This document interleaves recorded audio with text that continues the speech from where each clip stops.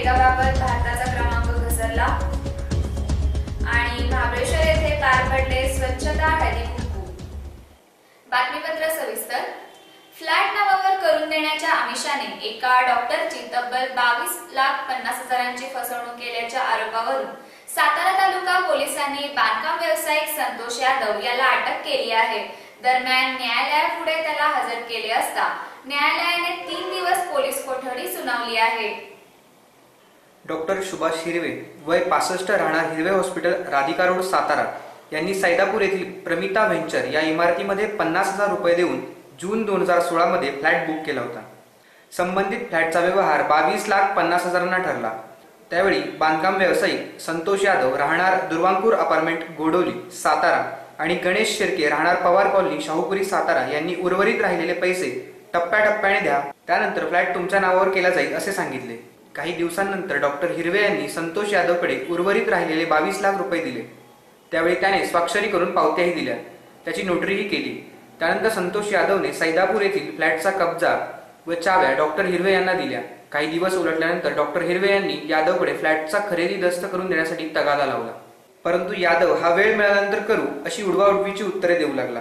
पुन्हा फ्लॅटचे नाव काढशील तर मी तुझ्यावर सावकारीचा गुन्हा दाखल करून खोट्या फौजदारी तक्रारी करेन, तुझे हातपाय काढून मारून टाकीन व तुझे हॉस्पिटलही जाळून टाकीन अशी धमकी यादवने डॉक्टर हिरवे यांना दिली। खोटा गुन्हा दाखल केल्याचे वैद्यकीय व्यवसायावर परिणाम होतील म्हणून तक्रार देण्यास विलंब झाला असेही डॉक्टर हिरवे यांनी तक्रारीत म्हटले आहे। वीज बिल थकबाकी वसुलीसाठी जाणाऱ्या महावितरण कंपनीच्या कर्मचाऱ्यांना मारहाण करण्याचे प्रकार वाढत आहेत।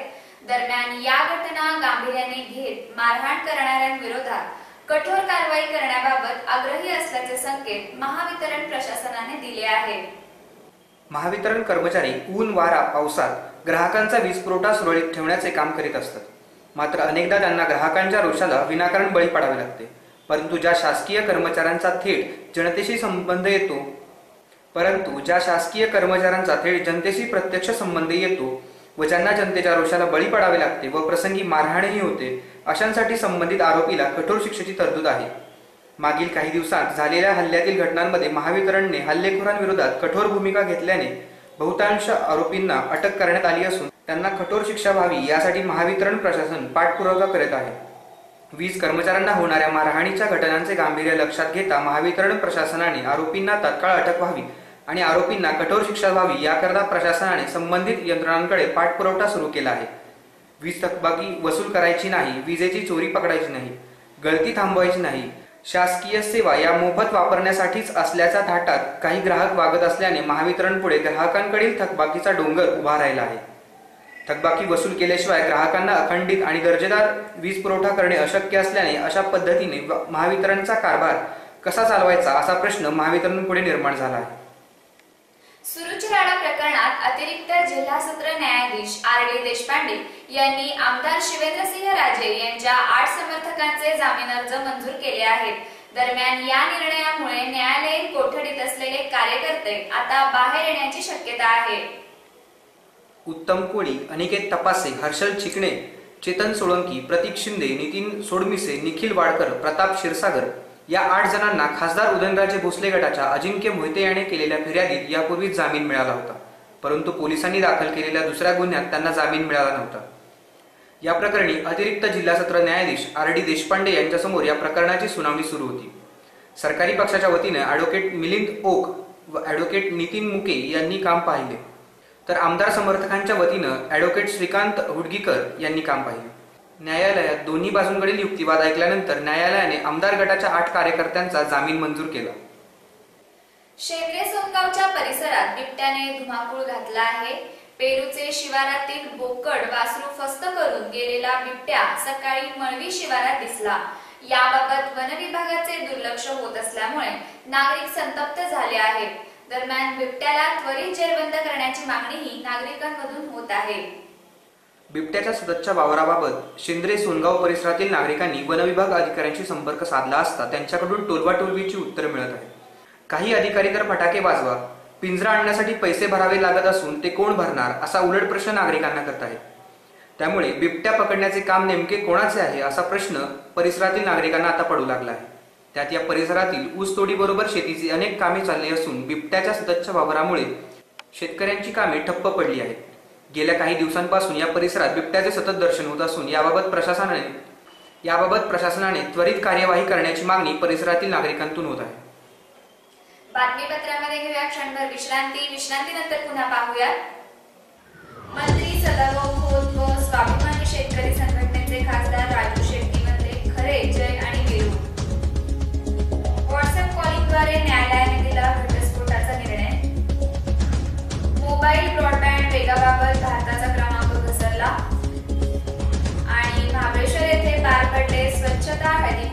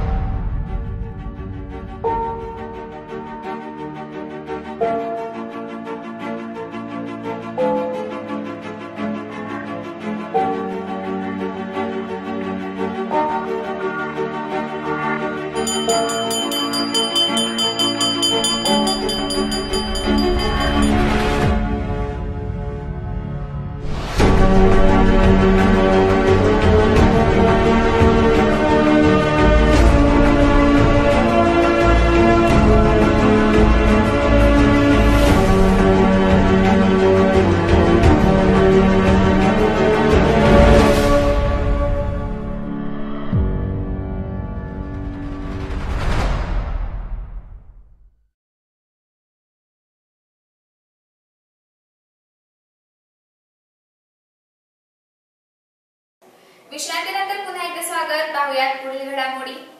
मंत्री सदाभाऊ खोत यांनी स्वाभिमानीला जरी रामराम केला असला तरी यांची राजू शेट्टी यांच्याशी असलेली मैत्री अजूनही टिकून आहे. दरम्यान सदाभाऊ खोत आणि राजू शेट्टी हे शोलेमधील खरे जयवीरू असल्याचे दिसून येत आहे. मंत्री सदाभाऊ खोत आणि राजू शेट्टी हे शेतकऱ्यांचे नेते म्हणून नावारूपास आले. त्या दोघांनी शेतकऱ्याच्या प्रश्नांवर अनेक आंदोलने केली. त्यामध्ये ऊस आणि दुधाचे आंदोलन तर गाजले गेले. कालांतराने सत्तांतर झाले आणि भाजपच्या गोटात हे दोघेही जाऊन बसले.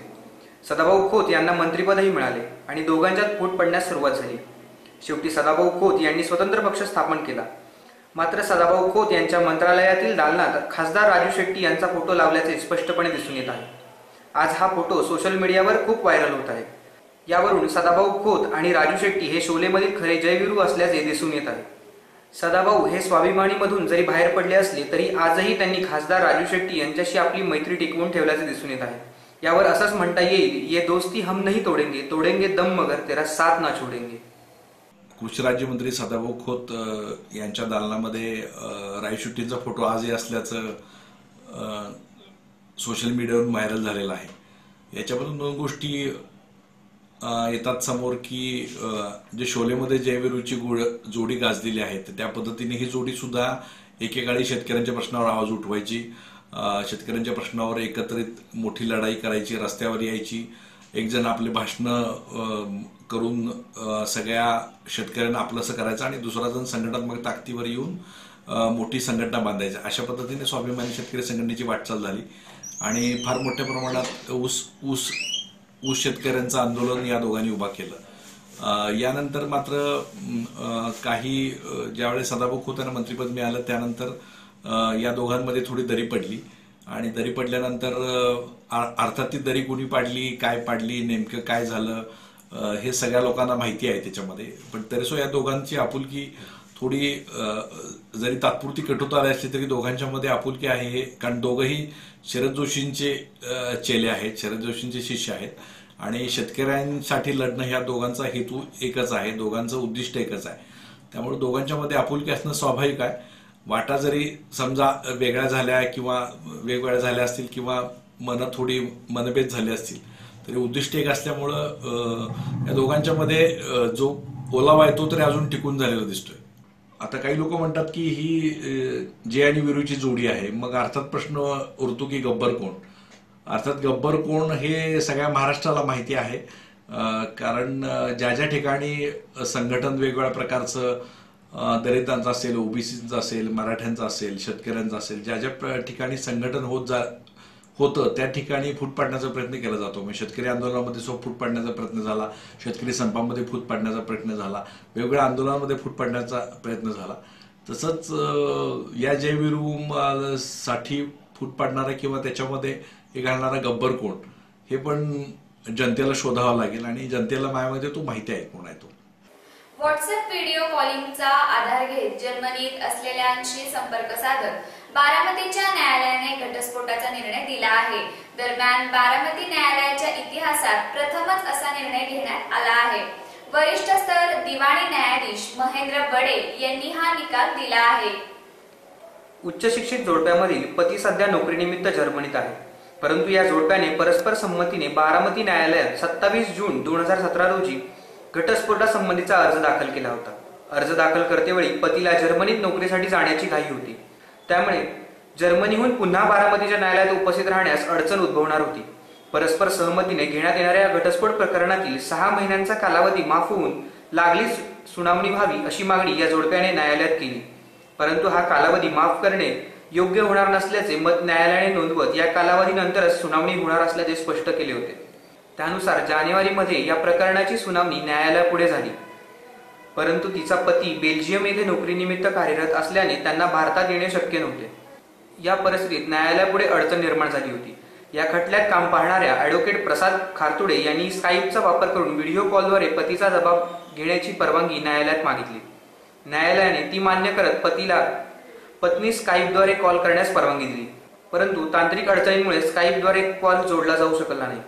त्यामुळे पुन्हा व्हॉट्सअप व्हिडिओच्या कॉलद्वारे संपर्क साधण्याची परवानगी न्यायालयाकडून घेऊन संपर्क साधण्यात आला. पती पत्नीची ओळख पटवण्यात आली. न्यायाधीशांनी संबंधित खटल्यातील पतीला सध्या कुठे आहात, न्यायालयात हजर का राहिला नाही याबाबत विचारणा केली. शिवाय पुन्हा एकत्र येऊन संसार करण्याची शक्यताही तपासून पाहिली. समुपदेशाने काही मार्ग निघतो का याचीही चाचपणी केली, परंतु पतीने नोकरीमुळे भारतात येणे शक्य नसल्याचे स्पष्ट केले. त्यामुळे परस्पर सहमतीने घटस्फोटाच्या निर्णयावर न्यायालयाने शिक्कामोर्तब केले. या खटल्याचे कामकाज ॲडव्होकेट प्रसाद खारतुडे व ॲडव्होकेट प्रीती शिंदे यांनी पाहिले. मागील 2 महिन्यात मोबाईल ब्रॉडबँड वेगाबाबत जगात भारताचा क्रमांक 4 स्थाने घसरून 111व्या स्थानावर आला आहे, अशी माहिती अमेरिकेतील वुकला कंपनीच्या सर्वेक्षणातून मिळाली आहे. वुकला कंपनीचे सहसंस्थापक डग सटल्स म्हणाले की भारतात ब्रॉडबँड वेगात भारती एअरटेल कंपनी सर्वात पुढे आहे. त्यानंतर वोडाफोन दुसऱ्या क्रमांकावर आहे. रिलायन्स जिओच्या वेगात देखील आता सुधारणा होत आहे, अशी माहिती सटल्स यांनी दिली. दरम्यान भारतीय दूरसंचार नियामक ट्राय संस्थेने मात्र सातत्याने भारतात रिलायन्स जिओ कंपनीचाच मोबाईल डेटा वेग सर्वांपेक्षा अधिक असल्याचे सांगितले आहे. वुकला कंपनीने भारतातील 37 लाख उपकरणांच्या 2.5 कोटी चाचण्या घेऊनच आपला निष्कर्ष काढला आहे. मागील वर्षी देखील वुकलाने भारतीय एअरटेल कंपनीचाच 4G स्पीड सर्वाधिक असल्याची आकडेवारी जाहीर केली होती. तेव्हा रिलायन्स जिओने नाराजी व्यक्त केली होती. तसेच कंपनीच्या विरोधात खटला देखील दाखल केला होता. मात्र न्यायालयाने रिलायन्स जिओची याचिका फेटाळून लावली होती. वुकलाच्या ताज्या आकडेवारीनुसार भारतातील सरासरी डाउनलोड वेग हा 9.14 Mbps आहे. या वेगाने एका सेकंदात सरासरी 2 गाणी डाउनलोड होऊ शकतात. साधारणपणे 10 Mbps डाउनलोड वेग हा इंटरनेटचा चांगला अनुभव घेण्यास पुरेसा असतो, असे मतही सटल्स यांनी व्यक्त केले. तसेच त्यांनी भारतातील शहरांपेक्षा ग्रामीण भागातील मोबाईल नेटवर्क हे चांगले चालत असल्याचे मत देखील व्यक्त केले.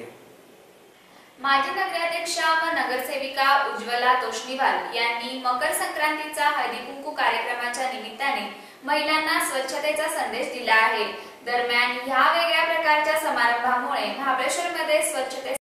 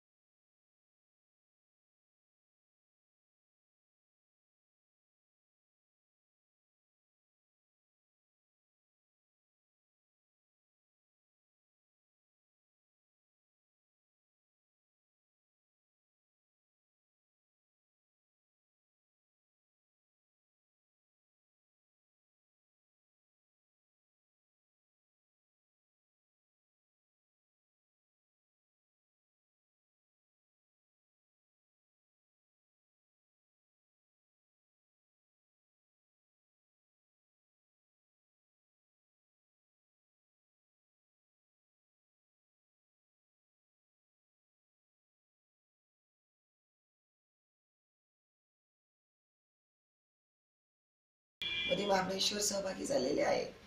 त्या अनुषंगाने आम्ही सर्व नगरसेवक नगरसेविकांनी महाबळेश्वरमध्ये प्रत्येक घरोघरी जाऊन स्वच्छतेचं जनजागृती केलेली आहे व याच हेतूने अजून जास्त जनजागृती महिलांमध्ये यावी यासाठी मी आमच्या घरी संक्रांतीनिमित्त हळदी कुंकू ठेवले व महिलांना संदेश देण्यासाठी हे सर्व स्लोगन लावलेले आहेत. याचा सर्व भरपूर महिला आल्या व सर्वांनी वाचन केले. सर्वांना खूपच आवडले व आम्ही असंच वागू असाही त्यांनी शब्द दिला. धन्यवाद. पुन्हा एकदा पाहूयात आजच्या ठळक घडामोडी. 22 लाखांची फसवणूक केल्याप्रकरणी साताऱ्यात बिल्डरला अटक. वीज कर्मचाऱ्यांना मारहाण करणाऱ्यांवर कठोर कारवाई. आमदारांच्या 8 कार्यकर्त्यांना जामीन. सुरुची धुमश्चक्री प्रकरण. शेंद्रे परिसरात बिबट्याचा वावर. नागरिकांमध्ये घबराटीचे वातावरण. मंत्री सदाभाऊ खोत व स्वाभिमानी शेतकरी संघटनेचे खासदार राजू शेट्टी बनले खरे जय आणि वीरू. व्हॉट्सअप कॉलिंगद्वारे न्यायालयाने दिला घटस्फोटाचा निर्णय. मोबाईल ब्रॉडबँड वेगाबाबत भारताचा क्रमांक घसरला. आणि महाबळेश्वर येथे पार पडले स्वच्छता हळदी-कुंकू.